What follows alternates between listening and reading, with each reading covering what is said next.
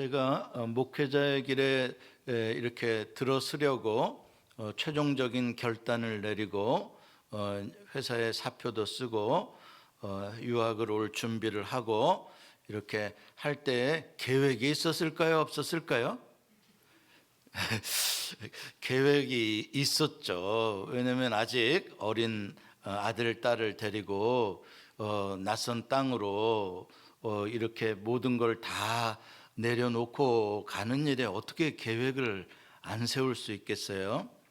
자, 그때 세운 계획에 의하면 지금쯤 제가 한 이제 24년이 됐거든요. 한 5년째 이제 접어들어가는데 미국 온 지가. 그럼 지금쯤 제가 교회를 개척해서 몇 명 정도 돼야 됐을까요? 그때 계획에. 예? 아니, 저 10,000명까지는 생각 안 하죠. 저도 현실적인 사람인데 어떻게 이민교회에서 10,000명을 모읍니까? 그거는 비현실적이고요. 저는 소박하게 한 10년 하면 한 2,000명, 한 20년 하면 한 3,000명, 뭐 그 정도 되지 않을까 생각했는데 아직 16년째 지금 하는 거니까요. 아직 한 4년 남았으니까 좀 더 두고 봅시다. 근데 참 이 계획이라는 게 참 좋은데 꼭 필요한데 그러나 모든 게 다 계획대로만은 참 되지 않더라고요. 그렇죠? 얼마 전에 뉴스를 보니까 요즘에 뭐 대한민국에는 대통령 선거로 막 요란한데 어떤 당대표가 후보에게 비단 주머니 3개를 준다 이런 소리가 뉴스에 나오더라고요. 비단 주머니 3개가 무슨 말이냐? 그게 삼국지에 나오는 이야기예요.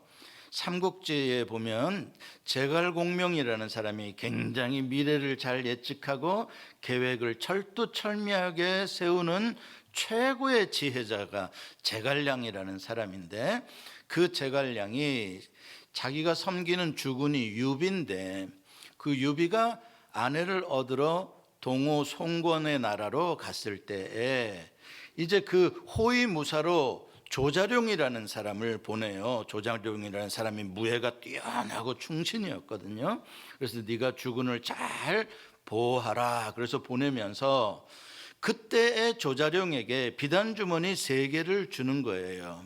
너 이 비단 주머니 3개를 가지고 있다가 동호회에 가서 여러 가지 변수들이 생길 텐데 위기에 빠질 때마다 비단 주머니 하나를 열어보아라. 그러면 거기에 뭔가 묘책이 나올 거다.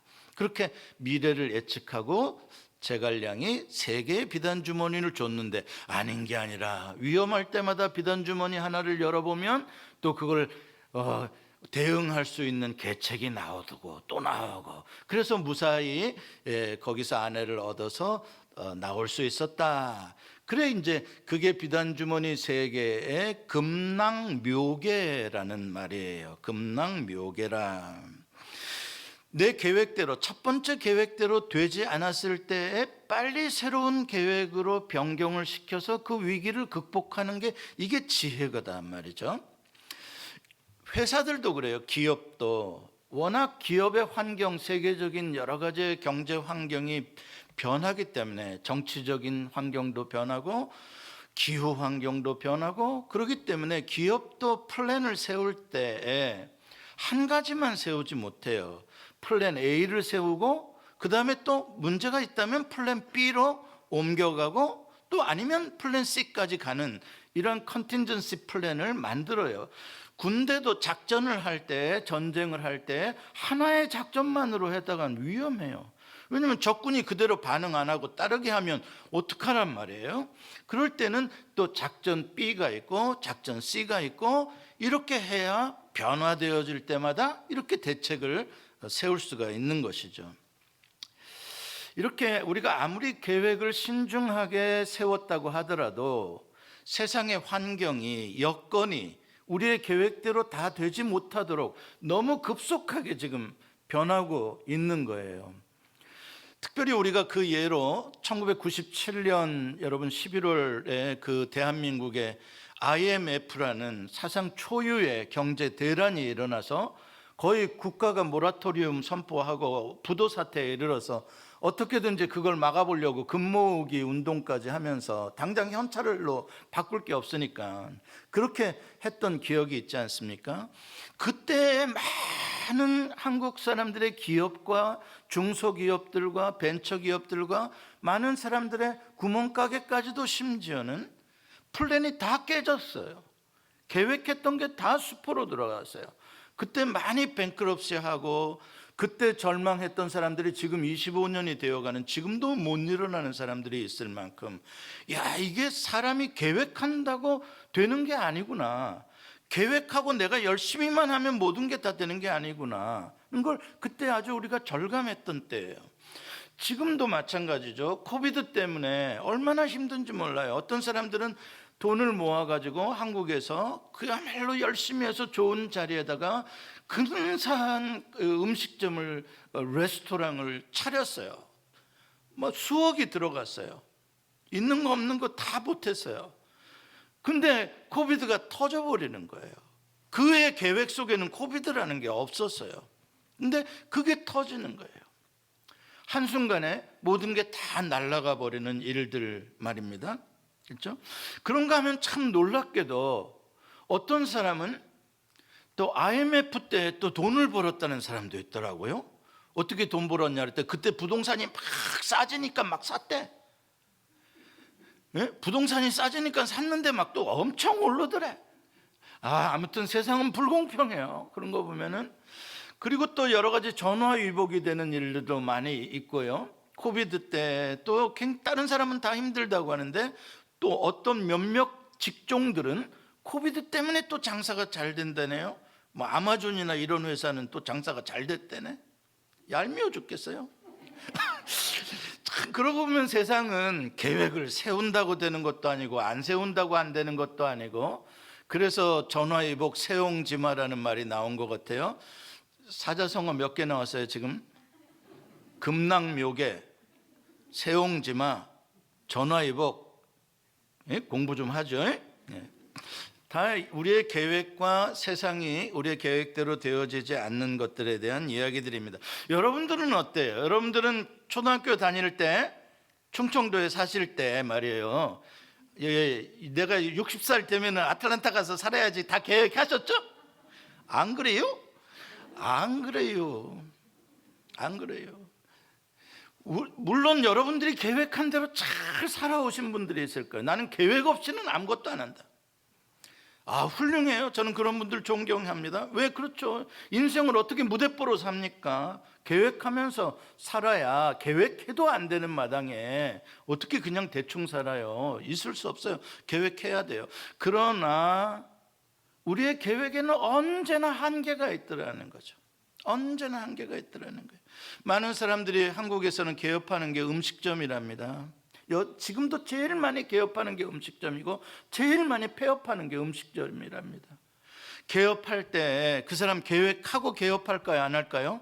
한 달에 얼마 비용이 들어간다, 렌트비는 얼마다, 재료비는 얼마다, 인건비는 얼마다, 유틸리티는 얼마다, 계획 세울까요? 안 세울까요? 그런데 100개의 가게가 오픈되면 1년, 2년을 못 버틴대요. 80개 가게가 문을 닫는데요. 세상 사람도 그런데 그럼 그리스도인들은 어떨까요? 그리스도인은 더 힘들어요. 왜 더 힘든지 아세요? 세상 사람들은 지 계획만 가지고 잘하면 돼. 그렇죠? 지 계획 세운 대로 그냥 열심히 살아, 세상 사람들은. 근데 우리는 뭐가 문제냐면 우리한테는 계획이 또 다른 게 하나가 더 있어. 무슨 계획이 더 있을까요? 하나님의 계획이요. 내가 세운 계획 이루기도 어려운데 하나님이 내 인생의 계획을 가지고 계시다네요. 여러분 그걸 믿으세요? 하나님이 우리를 그냥 놔놓기만 하고 내깔라 두셨을까요? 아니에요. 하나님은요, 창세 전부터 계획을 가지고 계시대요. 우리가 적어도 하나님을 믿는다라고 할 때 무엇을 믿을까? 믿음의 내용이 뭘까? 그 믿음의 내용이 하나님이 나를 위하여 계획을 가지고 계시다는 걸 믿는 거예요. 여러분 그거 생각해 보신 적 있으세요? 내가 하나님을 믿는다. 주야 믿습니다. 믿습니다. 근데 뭘 믿냐? 하나님이 내 인생에 계획이 있으시다는 걸 믿는 거예요. 그렇다면 여러분들 궁금하지 않으세요? 내 인생을 향한 하나님의 계획은 무엇입니까? 있으신데, 분명히 있으신데, 그리고 그 계획대로 하실 텐데 내가 그걸 알기를 원하나이다. 이게 바로 우리가 하나님의 뜻을 구하는 기도 아니겠습니까? 그리고 그 우리를 향한 하나님의 계획을 가르쳐 주시는 게 하나님의 계시고 말씀 아니겠습니까? 이렇게 살아라고. 그러다 보니까 우리의 삶에는 이렇게 하나님이 세워놓으신 큰 그림의 내 인생을 향한 계획이 있고, 또 우리는 우리 나름대로 내 계획을 세워요. 우리 나름대로 이번에 가게를 오픈할까 말까, 얼마나 크게 오픈할까, 어디에다 오픈할까, 내 나름대로 계획을 다 세운단 말이에요. 자, 그럼 문제는 내가 세운 계획과 하나님의 세우신 계획이 이게 쫙 맞아떨어지냐 이게. 우리는 그 하나님의 세우신 큰 계획을 의식하고 그 계획 안에서 나의 계획을 설계한 거냐, 아니면 하나님의 계획이 있는지 없는지 전혀 나는 관심도 없고 그냥 내 인생은 내 계획표대로, 어렸을 때부터 내가 쓴 하루 생활 계획표대로 살았던 대로 그냥 내 인생은 내가 계획한 대로 산다, 내 뜻이 하나님의 뜻이다, 이렇게 살아가고 있다면 하나님의 계획과 나의 계획 사이에 우리는 엄청난 충돌과 엄청난 갈등을 경험하게 되는 거예요. 그래서 세상 사람들보다 우리가 사는 게 더 어렵다는 이야기가 나오는 거예요. 세상 사람들은 적어도 하나님의 계획이 무엇인지는 관심도 없어요. 그러니까 뭐 갈등할 것도 없고 충돌할 것도 없어요. 그 사람들은 그냥 오직 환경하고만 충돌하면 되는 거예요. 그러나 우리는 나의 계획과 하나님의 계획 사이에서 맞지 않을 때 오는 어려움이 많은 거예요. 그래서 성경에 기록된 많은 스토리들, 많은 이야기들의 대부분의 갈등이 다 나의 계획과 하나님의 계획 사이에서의 시간이 맞지 않아서, 내용이 맞지 않아서, 그래서 생기는 컨플릭트들이에요. 문제는 뭐냐면 우리는 미래를 다 내다볼 수가 없잖아요. 우리는 장소에 대한 제한이 있고 경험에 대한 한계가 있잖아요. 그러다 보니까 우리의 계획은 제한적일 수밖에 없는 거, 우리는 그걸 인정해야 돼요. 그러나 내 인생을 향한 하나님의 계획은 제한적일 수가 없어요. 하나님은 먼 미래까지 다 보고 계시고, 하나님 모든 장소를 초월해서 다 보고 계시고, 그 가운데 나를 위한 계획을 세우고 계시단 말이에요. 그럼 누구의 계획이 더 좋을 것 같아요? 그래도 내 계획이 더 좋아요? 그러면 진짜 그 사람 바보예요. 하나님 믿지 마세요. 그냥 당신 계획대로 살지 뭐 하나님은 왜 믿어? 우리가 하나님을 믿는다는 것은 하나님이 내 인생에 더 좋은 계획이 있다는 걸 믿는 거예요. 오늘 읽은 본문의 이야기가 바로 이 믿음의 조상이라고 하는 아브라함이 어떻게 하나님과 그 계획 사이에서 갈등하며 살아가고 있는지에 대한 이야기예요. 믿음의 조상, 모델 같은 사람인데도 불구하고 지금 계획에 있어서 많은 어려움이 있어요. 갈등이 있어요. 아브라함은 갈대아 우르에서 하나님의 계획만을 믿고, 정말 아브라함은 거기에 일도 의심하지 않고 100% 하나님의 계획에 올인을 했어요. 그래서 갈대아 우르라는 그 땅을 버리고 자기가 의지할 수 있고 자기가 계획 세울 수 있는 한계에 있는 시간과 공간과 모든 리소스를 다 버리고 무작정 하나님의 계획 속으로 쑥 들어왔어요. 아브라함이 미지의 땅으로 어떻게 될지도 모르면서 하나님의 계획에 아브라함이 순종했단 말이에요. 그랬더니 하나님께서 주시고자 계획하셨던 그 땅, 가나안 땅에 들어오게 됐어요. 하나님의 계획표가 많이 실현됐어요. 아브라함의 순종으로 말미암아. 그런데 오늘 본문 10절에 보면 뭐라고 기록이 되어 있어요? 10절에 그 땅에 기근이 들었으므로 아브라함이 애굽에 거류하려고 그리로 내려갔으니 이는 그 땅에 기근이 심하였습니다. 뭘 강조하는지 말해주고 있죠. 두 번 반복해서 강조되어지는 것. 그 땅, 기근 심했다라는 걸 말해요. 아브라함이 애굽으로 내려갔다는 데 초점이 있는 거 아니에요. 그 땅에 기근이 심했다는 걸 말하는 거예요. 그럼 그 땅은 어떤 땅인데요? 하나님이 계획하신 땅이에요. 예? 하나님이 계획하신 땅을 믿고 왔는데 그 땅에 기근이 들었다고? 그것도 심하다고? 망할 놈의 땅이네. 망할 놈의 계획이네. 속았네. 하나님의 계획 뻥이네. 그 땅 뭘 볼 게 있어요? 하나님의 계획대로 맞추고 왔는데 뭘 보란 말이에요? 굶어 죽게 생겼는데. 하나님 여기까지 이만큼 속아드렸으면 많이 속아드린 거예요. 됐습니다. 당신하고 이제 거래 끝납니다. 지금부터는 마이 플랜으로 갑니다. 나의 계획으로 가는. 당신의 계획으로 내가 왔어요. 안 왔던 거 아니에요. 나 원망하지 마세요. 근데 당신의 계획의 결과는 기근이잖아요. 굶주림이잖아요. 거지되는 거잖아요. 실패잖아요. 나에게 뭘 바라십니까? 이제는 내 계획으로 갑니다. 내 계획은 굶어 죽지는 않은, 여기서 지금 가장 이 문제를 빠른 시간 안에 해결할 수 있는 땅으로 내가 갈 겁니다. 내가 원하는 땅, 애굽입니다. 하나님이 원하지 않는, 하나님의 계획에 없는 땅. 나는 그 땅에 내 계획으로 들어가서 내 계획으로 떳떳하게 먹고 살 것입니다. 갑니다. 대단해요. 근데 가다 보니까 애굽 거의 들어갈 때 보니까 이제 좀 겁이 나요. 당연하죠. 왜냐하면 애굽이라는 도시는 메소포타미아, 갈대아, 우르 그쪽 못지않게 이미 문명이 발전했고 모든 사회 질서와 힘 있는 자들이 장악하고 있는 땅이기 때문에 이방인들이 들어가서, 그것도 가난한 사람들이 생존한다는 게 쉬운 일이 아니잖아요. 그 땅에 들어갔는데 두렵기 시작한 거예요. 이방인으로서 어떻게 살지? 가기는 가는데, 근데 자기 와이프가 걸리는 거예요. 자기 와이프가 이쁘다는 건 알더라고. 이뻐. 그러다 보니까 가서 힘 있는 자들이 자기 와이프를 뺏으려고 자기를 죽일 것 같다라는, 이건 뭐라 그래요? 과대망상이라 그래야 돼? 그러니까 왜 그러냐면 하나님과의 관계를 끊고 보니까 이제 자기가 다 해결해야 되잖아요. 의지할 사람이 없어요. 여러분 본문에 보면은 그대로 말미암아라는 단어가 두 번 나와요. 자기 와이프에게 하는 말이에요. 너 때문에. 그러니까 지금 아브라함은 완전히 멘붕이 되어져 있는 상태예요. 자기의 플랜 속에 두려움이 오기 시작하는. 그래서 플랜 C를 만들어요.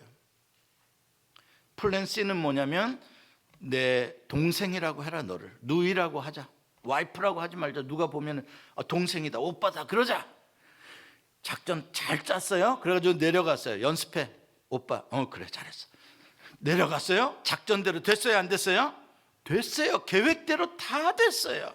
내려갔더니 계획이 너무 잘 돼가지고 와이프가 바로의 궁궐까지 들어가게 됐어요. 계획이 잘 돼가지고 아브라함의 여동생인다고 해가지고 들어가가지고 어이구 바로의 후궁까지 됐어요. 그랬더니 역시 애굽은 부자 땅이라 소도 주고 양도 주고 나귀도 주고 낙타도 주고 막 재산이 막 엄청 불어났어요. 이 아브라함의 계획이 다 성취됐어요. 이럴 때 할렐루야 하면 돼요? 안 돼요? 이게 참 찜찜한 거예요. 계획이 잘 됐어요. 다 이루어졌어요. 먹고 살게 됐고요. 그렇죠? 자기 안 죽었고요. 계획대로 다 됐어요. 근데 하나님께서 오늘 본문에 보면은 17절에 개입하셔요. 꿈에 바로에게 나타나서 바로의 집에 재앙을 준 다음에 네가 남의 아내를 데려왔기 때문에 지금 이 벌을 당한다고 하니까 바로가 완전히 깜짝 놀란 거예요. 이게 무슨 소리냐? 그리고 이제 바로가 아브라함에게 화를 내잖아요. 야, 이 못난 놈의 자식아, 네가 어찌하여 네 아내를 동생이라고 속여가지고 나로 이 어려움을 겪게 만들었냐? 이 어찌하여 이놈아, 어찌하여 이놈아. 하나님의 사람이 정말 부끄럽고 창피하기 그지없는 정말 그지 같은 짓을 한 거예요. 그래서 그 그지 같은 짓으로 어쨌든 재물은 얻긴 얻었어요. 그리고 하나님의 개입하심으로 그 와이프를 얻었어요. 다시 가나안 땅으로 돌아올 수 있었어요. 자, 아브라함이 자기의 계획대로 다 된 것 같았는데 계획대로 된 것이 어떻게 된 거다? 자기의 힘으로는 빠져나올 수 없는 수렁에 갇혀버린 거예요. 내가 원하는 돈도 얻었고, 그렇죠? 이제 자기 여동생이 애굽 왕의 후궁이니 뭐 자기를 건들 사람이 누가 있겠어요? 안전하게 됐고. 그런데 참 인생은 참 다 된 것 같은데 이게 참 더럽게 된 거거든요. 근데 어떻게 빠져나올 길도 없고요. 그렇죠? 자, 이럴 때 하나님이 은혜로 거기까지 가셔서 개입하셔서 아브라함을 건져주세요. 이게 하나님의 플랜 B예요. 하나님도 플랜 B를 세우시고 하나님도 플랜 C를 세우세요. 왜요? 우리가 순종적이질 못하니까요.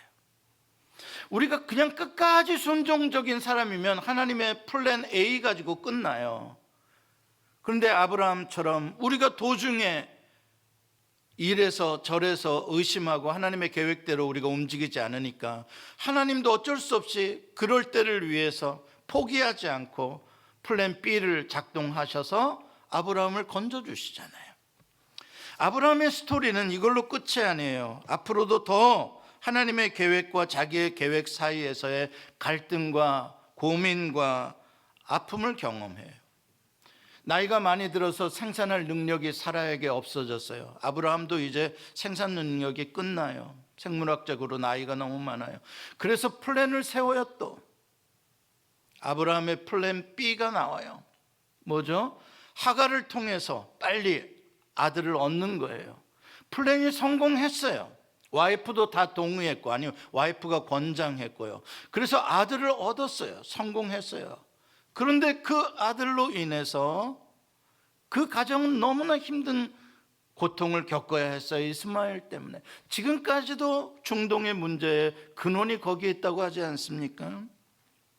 하나님께서 계획하지 않은 것에 대해서 우리가 현실적인 그러한 계산 때문에, 유한한 우리들의 생각 때문에 이러한 계획을 변경시켰을 때, 나의 계획으로 바꾸었을 때 오는 그 계획이 이루어졌다고 성공한 것이 아닌 오히려 수렁에 빠지는 문제를 보게 되는 거죠.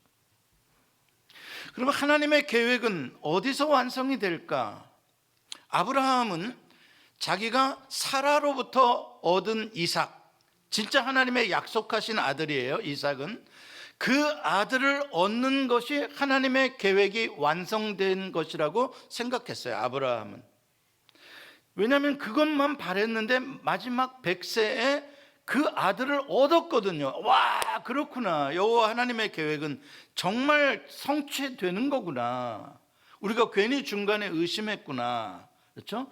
그걸로 이루어졌어요. 아브라함은 계획이 끝났어요. 그래서 그 아들과 행복하게 사는 거예요. 와, 끝났다. 이제 우리는 행복밖에 없다. 근데 하나님은 갑자기 이상한 플랜을 아브라함에게 말씀하세요. 그 아들을 번제로 모리아산에서 갖다 바쳐라. 이건 무슨 해괴망측한 계획입니까? 이런 계획을 상상인들 할 수 있습니까? 동의인들 할 수 있겠습니까? 하나님의 계획은 이삭을 주는 것으로 끝이 아니었던 거예요. 뭔가가 있었던 거예요.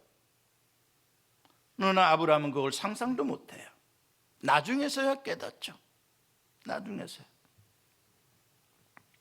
이런 일들은 다 누구에게나 있어요. 성경에 나오는 사람들을 요셉, 꿈꾸는 자 요셉. 그러나 그의 꿈은, 그의 비전, 그의 플랜은 다 엉망이 되고 말아요. 형제들로부터 버림받아요. 노예로 팔려요. 보디발의 집에 노예로 끌려갔는데 좀 살만한데 억울하게 감옥에 갇혀요. 그렇죠? 안 되고 죽어라 하는 것으로 모든 인생의 플랜이 다 꼬여버린 거예요. 욥은요. 그런데 이상하게 모든 게 다 포기된 것 같은데 하나님의 위대한 섭리는 그 실패와 죽어라 하는 일을 통해서 뭔가를 이루어 가셔요. 하나님의 계획은 신기하지 않아요? 모세는 정말 어려울 때 태어났던 사람이에요. 갈대 상자에 던져졌어요. 계획이 없어요. 더 이상 계획으로 이 아이를 살릴 수 있는 방법이 없어요. 그동안은 숨겼어도 이 엄마가 요게벳이 한순간에 갈대 상자에 떠나보내야 돼. 이건 떠나보낸다는 건 뭐예요? 내 계획을 떠난 일이 되는 거예요. 하나님의 계획에 맡겨지는 거죠. 그러나 모세는 자기가 애굽의 왕자로서 파워를 갖게 되니까 자기의 힘으로 뭔가 할 수 있을 거라고 생각하는 거예요. 자기의 계획을 세우기 시작해요. 그러나 애굽인을 때려 죽이고 나서 자기의 계획대로 되지 않는다는 것을 깨달아요. 그리고 미디안에 가서 40년을 자기 장인의 종노릇하면서 데릴사의 노릇하면서 양을 쳐요. 모세의 계획 속에 전혀 없는 시간이에요. 그러던 가운데 80세가 되어 시내산에서 여호와 하나님이 찾아오시고 새로운 사명을 받아요.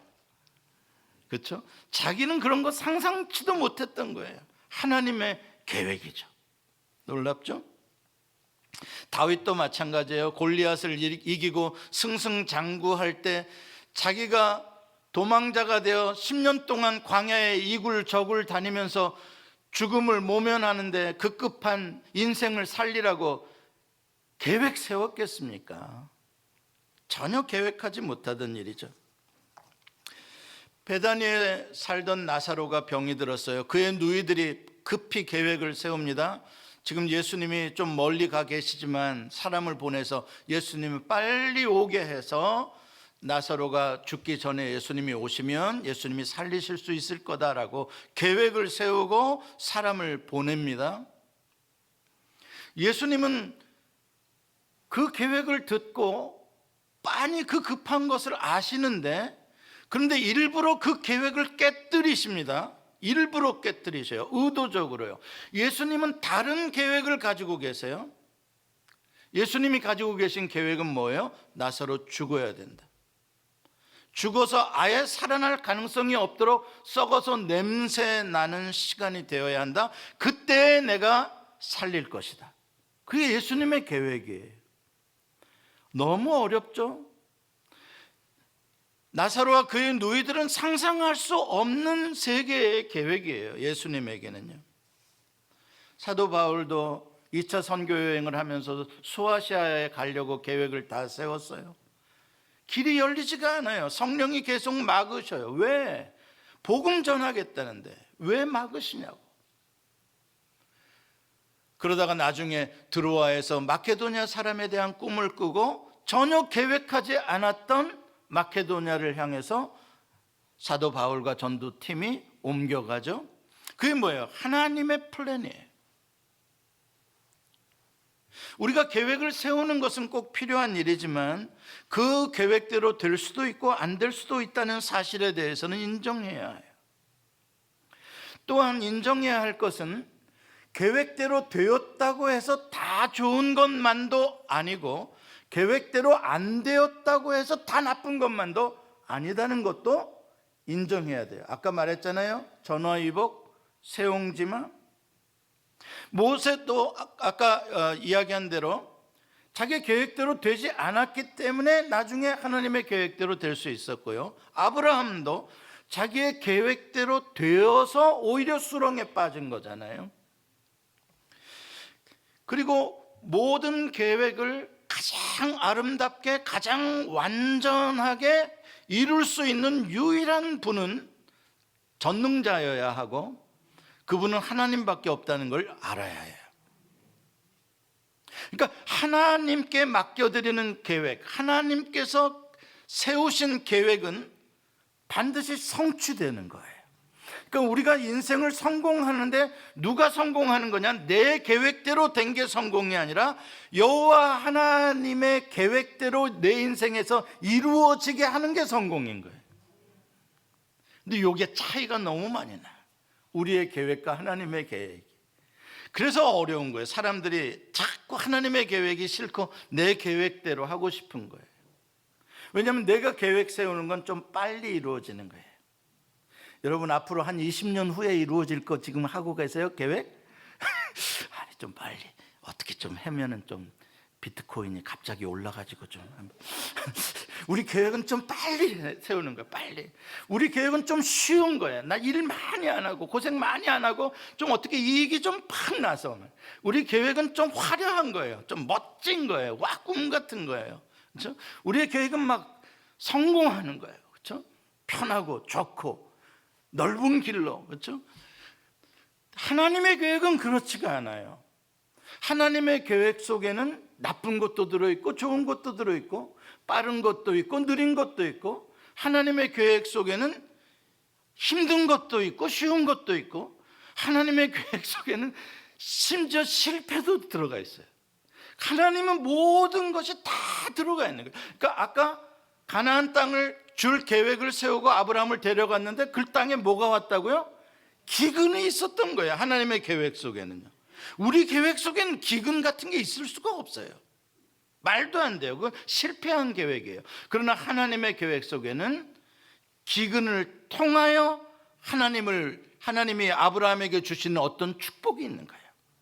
하나님의 계획이래요. 우리는 그것을 섭리라고 하는 것이죠.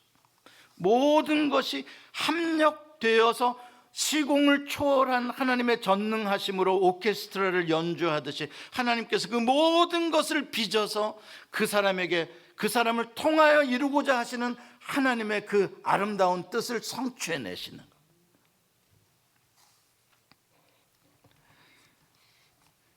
베드로와 야고보와 요한, 예수님의 애제자 3명이죠. 그들이 예수님과 갈등을 일으켜요. 심지어는 베드로가 나중에 예수님의 멱살을 잡고 다른 데로 끌고 가서 예수님을 꾸중하면서 다시는 우리 보는 앞에서 이딴 소리 하지 말라고 예수님을 혼내킨 적이 있어요.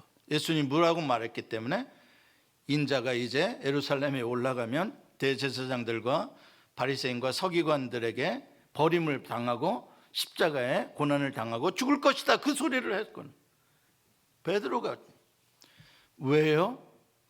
예수님이 말씀하시는 그 플랜, 그게 말도 안 되는 플랜인 거예요. 있을 수가 없는 계획인 거예요. 베드로의 계획 속에서는요. 희한하죠? 예수님의 계획에 순종하고 따라왔다고 했는데 베드로가 알고 보니까 지 나름대로 계획이 있었던 거예요. 속에 뭔 계획이 있었겠어요? 예수 잘 믿으면 성공한다, 예수님 따라가면 한 자리 차지한다, 우의정 정의정 된다. 자기 나름대로 계획이 있었는데 예수님의 계획을 다 듣고 보니까 이건 완전히 말도 안 되는 거거든요. 그렇죠? 그것 때문에 갈등한 거예요. 성경은 사실 그렇게 자기의 계획이 깨어진 사람들을 통하여 하나님의 계획을 보게 하시고 하나님의 영광을 받으시는 이야기들이에요. 자기의 계획대로 잘 되었더라, 그거 하나님의 사람이 아니에요. 이런 성경을 잘 보세요. 자기의 계획이 깨어지고 좌절되어질 때 누구를 의지하게 돼요? 하나님을 바라보게 돼요. 그랬더니 하나님이 그것까지도 사용하셔서 하나님이 진짜 성공의 계획을 가지고 계시는 거예요. 영광을 받으실 계획을 가지고 계신 거예요. 사람들이 생각하는 계획에 예수님이 십자가에 달려 죽었다, 이건 실패. 그러나 하나님, 그 실패의 자리를 통해서 하나님은 부활의 계획을 가지고 계시잖아요. 그래서 어떻게 보면 우리가 실패를 하나님 안에서 경험해보고 그 실패 때문에 하나님 앞에 엎드리고 나의 교만이 무너지고 하나님을 의지할 수 있게 된다면 그게 은혜고 복인 거예요. 근데 그것도 모르고 내 계획대로 잘 된다고 나는 복받은 사람이야, 교만해진다면 그 사람은 오히려 엄청난 낭패를 보게 될 거예요. 시편 34편 37편 5절과 6절에 이렇게 말씀합니다. 또 여호와를 기뻐하라. 그가 내 마음의 소원을 내게 이루어 주시리로다. 내 길을 여호와께 맡기라. 그를 의지하면 그가 이루시고. 거기에 계속 읽어보면 이런 구절이 나와요. 여호와 앞에 잠잠하고 참고 기다리라. 이게 나의 계획과 여호와의 섭리 사이를 살아가는, 믿음으로 살아가는 사람들의 태도예요. 우리가 계획 세울 수 있어요. 그러나 나의 길을 여호와께 맡기는 거예요. 성취를 여호와께 맡기는 거예요. 여호와의 시간은 나의 시간보다 더 길어요. 하나님은 조급하신 분이 아니에요. 우리는 조급해요. 그렇기 때문에 잠잠히 참고 기다리라고 하는 거예요. 그래서 믿음과 인내는 언제나 같이 가는 단어예요. 믿음의 사람이다, 참는 사람이다, 시간을 기다리는 사람이다. 여호와께서는 더 멀리 더 크고 더 놀라운 계획을 가지고 계세요. 이사야 55장 8절과 9절을 같이 한번 읽어보겠습니다. 시작. 이는 내 생각이 너희 생각과 다르며 내 길은 너희의 길과 다름이니라. 여호와의 말씀이니라. 이는 하늘이 땅보다 높음같이 내 길은 너희의 길보다 높으며 내 생각은 너희의 생각보다 높음이니라. 아멘. 저는 여러분들이 계획을 잘 세우시고 또 그 계획표대로 성실하게 일하시기를 바라고, 또 그 계획들이 잘 이루어지시기를 축복합니다. 또 저에게 알려주시면 저도 그렇게 되도록 함께 중보기도 해드리겠습니다. 그렇지만 또 여러분들의 계획이 잘 되지 않고 또 너무 오래 걸린다고 해서 또 너무 낙심하지도 마시기 바랍니다. 하나님은 여러분을 위해 계획을 가지고 계십니다. 우리가 믿는 여호와 하나님은 일을 만드시는 분이십니다. 일을 계획하시는 분. 누구를 위해서요? For you. 여러분 한 분 한 분을 위해서 맞춤형의 하나님의 계획을 가지시고 그 계획을 시행하시고 성취하시는 여호와, 그분을 우리가 믿는 거예요. 그렇기 때문에 내가 아무리 실패하고 어렵고 좌절되었다고 하더라도, 내가 요셉처럼 그렇게 되었다고 하더라도 하나님의 플랜을 믿고 하나님의 그 큰 그림을 믿고 인내하고 하나님께 나와 부르짖어 기도하면 하나님이 크고 은밀한 일을 펼쳐가십니다. 그렇기 때문에 그리스도 예수 안에서 실패한 인생이란 존재할 수가 없는 거예요. 세상 사람들의 말에 여러분들 넘어가면 안 돼요. 여러분들이 진짜 하나님을 의지하고 나를 향한 계획이 있음을 믿는다면 여러분들은 절대 실패자가 될 수가 없어요. 이제 앞으로 여러분들의 인생의 초점을 나를 위해 계획하고 계시는 그 하나님의 계획에 맞추시기를 바랍니다. 그 큰 그림을 보시려고 하셔야 돼요. 무슨 말인지 여러분들 이해할 수 있어요. 여러분들의 지난 삶, 20년, 30년, 40년의 삶을 돌이켜보세요. 여러분들이 계획을 세웠던 것과 큰 그림으로 이루어졌던 것과 차이점이 있을 거예요. 분명히 있어요. 예, 하나님은 그렇게 큰 그림 가운데 여러분들을 섭리하시고 여러분들을 소망의 항구로 인도하실 거예요. 앞으로도 그렇게 하실 거예요. 그러니까 여러분들은 앞으로 기도하시며 말씀을 읽으시며 주여 내 고집대로 되지 말게 하시고 좁은 내 생각대로 되지 말게 하시고 아버지의 계획대로 이루어질 수 있도록 나에게 지혜의 마음을 주시고 아버지의 뜻을 보게 하여 주옵소서. 그게 우리의 기도여야 돼요. 그렇게 날마다 살아가시는 여러분들이 되시기를 축복합니다. 기도하시겠습니다.